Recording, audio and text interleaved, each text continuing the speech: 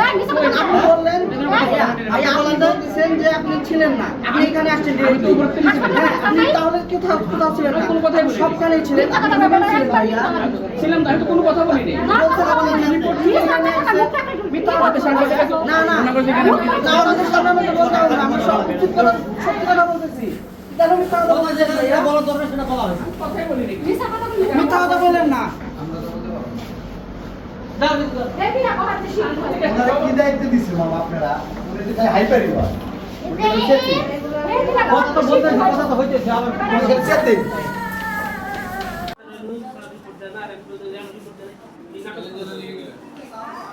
আর সব পাগল যেগুলো ওরা ছবি উঠাইছে। তুমি এখানে থাকো।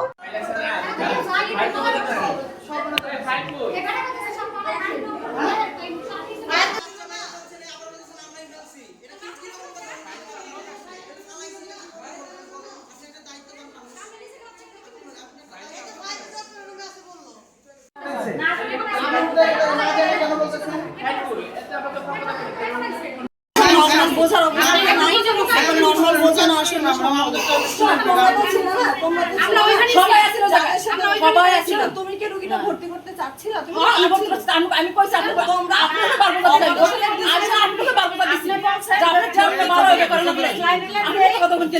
আচ্ছা ঠিক আছে। কালকে সকালে ক্যাথেটার খুলে দেন। কালকে সকালে ক্যাথেটার আমি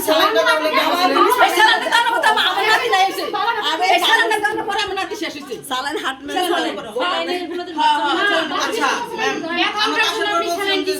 না না না সালান এটা নরমাল সালান। এই যে দেখেন ফাইলে আছে।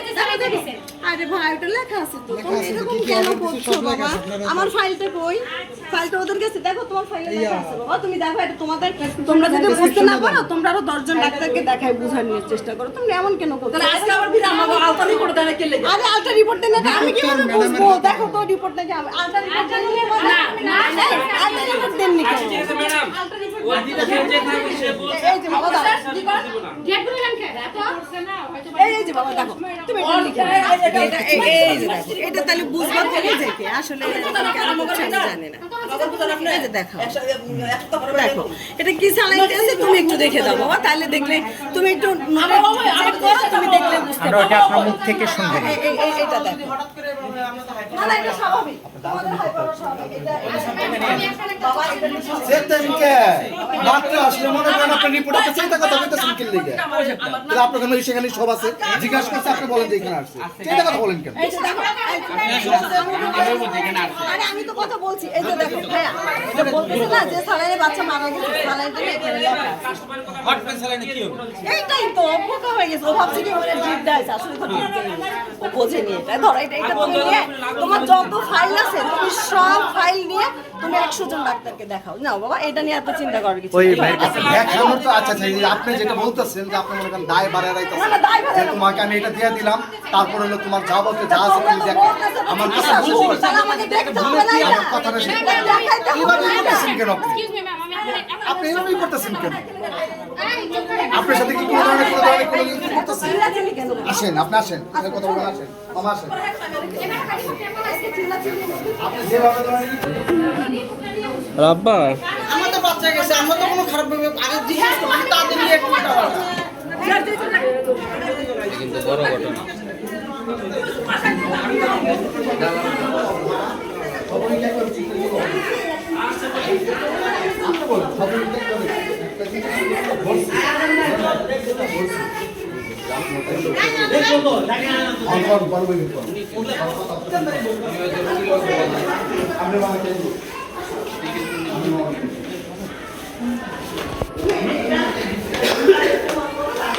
আমার ভুল কেন আমি আপনার সাথে কথা বলতে পারবো না? ভাবতেই বলতেছেন আপনি মনে করেন যে কথা বলবেন, চেম্বার আসলো, এখন আপনি বলতেছেন আগে ভুল প্রমাণ করো তারপরে কথা বলবেন, এটা কেমন ধরনের কথা বলেন? আমি আপনার সাথে কথা বলতে আপনার রিপোর্ট দিয়েছেন না হয়েছে আমি 5 মিনিট আপনার লোক কোনো কথা চিন্তা করবেন।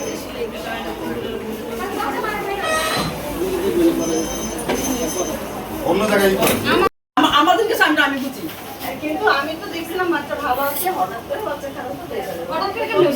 এটা তো অস্বাভাবিক বলে গেছে আমার কাছে আসছে তোমার কাছে ম্যাডাম ওটা আমার কাছে আছে আমার মেশিনটার প্রবলেম হইতাছে না না না তুমি এই কথা বলছেন ম্যাডাম।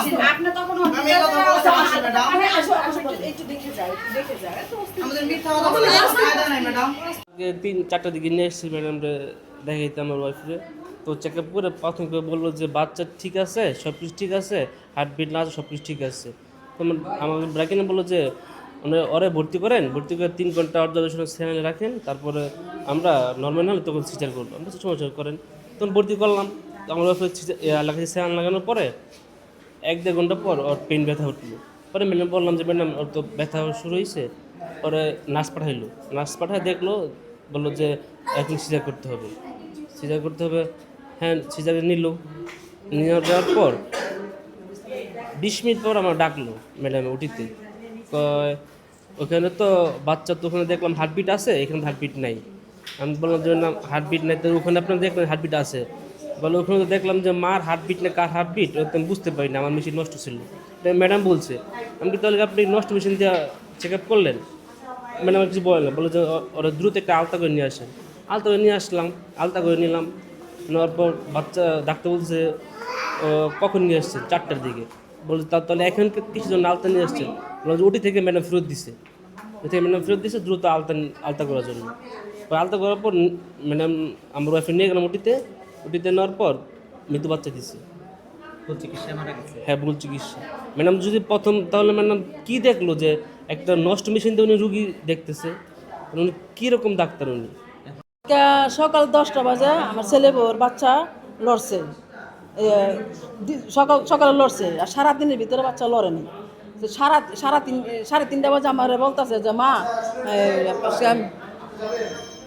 আজকে তো বেলা হয়েছে, বাচ্চা খালি একবার লড়ছে, আর তো বাচ্চা লড়েনি, বাবু লড়েনি।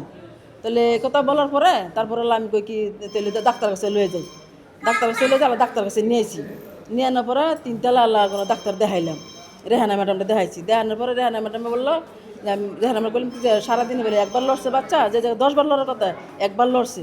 তাহলে ওখানে ম্যাডামে দেখলো, চেক আপ করলো। হ্যাঁ, চেক আপ করার পরে যে বাচ্চা সব ঠিক আছে, সব কিছু ঠিক আছে, বাচ্চা লড়বো না কে লেগে। আমি কিন্তু আপনারই ভালো জান বাচ্চা কে লেগে লড়ে না, আনছি তো আপনার কাছে তার লেগেই। পরে এই কথা বলার পরে তারপরে কয় কি আপনি রুগী ভর্তি করেন। আমি কিছু ভর্তি করেন, তাহলে ভর্তি করবো। পরে এই কথা বলার পরে করার লাগানো ইয়া করলাম, কয় কি ওখানেই ভর্তি করেন। আমি কি ভর্তি করলাম, ভর্তি করেন। এবার ভর্তি করলাম, পরে সিজার করে নেওয়ার পরে দিয়া আলা ঢুকাইছে সিজার রুমে ঢুকানোর পর কতক্ষণ পরে ডাক দিছে। ডাক দেওয়ার পরে আর কি অনেক চেষ্টা করতেছে যে না বাচ্চার হার্টবিট পাইতেছে না। ডাক্তারে সিজার দেয়, দেখতেছে বাচ্চার হার্টবিট নেই। হার্টবিট না পরবর্তী করছি কি আমাকে ডাকাইছি। ডাকানোর পরে বাচ্চার যে হার্টবিট পাইতেছি না, এই ওখানে যে রুগীরা চালুকেরা এই যে আলতাকরণ লাগবে, অবসরের রুমেতে ফিরে আইন না কইতেছে বাচ্চা রুগীরা অনেক আলতাকরণ লাগবে। তা আমার ছেলে আবার বলছে কি যে আলতা করবেন, এতক্ষণ চেক আপ করলেন, ওখানে কি আলতা করবো? কয় কি আমার মেশিন যে ভালো না, বাচ্চার হার্টবিটে পাইছে না, বাচ্চার মার হার্টবিট পাইছে, আমার মেশিন ভালো না। এ কথা ডাক্তাররা বলছে। এতে ডাক্তার বলার পরে পরালা কোনো ইমার্জেন্সিভাবে নিয়ে আলতা করেন। এরপরে নিয়ে দোতলাত নিয়ে আলতা করলো। আলতা করার পরে আলতার ডাক্তারে আপনার কিন্তু হার্টবিট পাইতেছে না। আধা ঘন্টা লাগাইয়া এই আলতা ইয়া করছে, কিন্তু হার্টবিট পায় না। হার্টবিট না পাওয়াতে না, তারপর এই ডাক্তারে যে আপনার এই আলতার ডাক্তার আর এই যে রেহানা ডাক্তারের লগে মানে কথাবার্তা কইছে, করার পরে লগে কোনো আপনার সিজারে গেছে গা, সিজার করলো। সিজার করার পরে আল্লাহ আমার মরা বাচ্চা বার করে দিচ্ছে। ভুল চিকিৎসা আপনার বললো যে না, আপনার যে বলতেছে যে এই লগে আপনার আলতা করলো না কে লেগে। আমাকে ভুল চিকিৎসা হলো কোন জায়গায়, যে চেক আপ যে করলো ওই জায়গায় যে চেক আপটা ধরা পড়লো না কেউ, যেন এই বাবু যে মেলা খারাপ, ওই জায়গায় বলছে যেন বাবু ভালো আছে, বাবু ভালো আছে, সব কিছু হার্টবিট সব কিছু ঠিক আছে। সিজার রুমে নিয়ে কেলে কইতেছে যেন বাচ্চা হার্টবিট পায় না।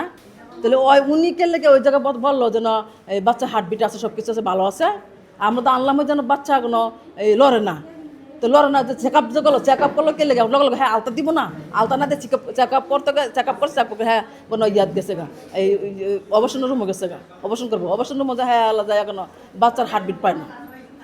কারণ কি বংশই নিতেছে ঠিক আছে, কিন্তু ওনারা দূরে থেকে আবার আরেকজন ডক্টর বা যাকে দিয়ে ভিডিও করাইতেছে, এটার কারণ কি? ওনাদের অবশ্যই কোনো ফলস আছে, এই জন্য ওনারা এরকম করতেছে।